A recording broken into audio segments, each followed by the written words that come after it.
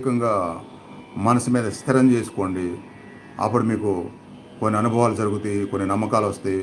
అప్పుడు మొదలు పెట్టచ్చు పరోపకారం అనేది, అప్పుడు మొదలు పెట్టచ్చు. వెంటనే మీకు తిరిగి ఆ భగవంతుడి బ్యాంక్ నుంచి అలానే రావటం మొదలైద్ది అనమాట.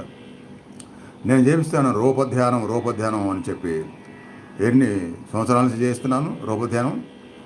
కొందరికే తెలుస్తుంది, కొందరు ఫాలికృతున్నారు కదా. రూపధ్యానం అంటే ఈ మాటల్లో చెప్పేదే తదేకంగా హృదయంలో, మనోదృష్టిలో, ఆజ్ఞలో, సహస్రాలలో ఒక దైవ రూపాన్ని మనం తెచ్చుకున్నామంటే దాన్ని వదలకుండా తదేకంగా దర్శించగలగటం, అదే రూపధ్యానం. ఇది కూడా అనేక సంవత్సరాలుగా నేను చేయిస్తూనే ఉన్నాను. ఈ రూపధ్యానం కనుక మీరు ప్రాక్టీస్ చేసి దాంట్లో సక్సెస్ అయినా మీరు దేవుణ్ణి మీ తలపుల మీద యోగానంద గారు చెప్పినట్టుగా స్థిరం చేసుకున్నట్టే. ఎందుకంటే మనం ఏ భావంలో ఉంటామో లేదా ఏ రూపంలో ఉంటామో దాన్ని వదలకుండా తదేకంగా మనసు పెట్టగలిగినప్పుడు దాన్ని పొందుతాము. దాన్ని పొందడం అంటే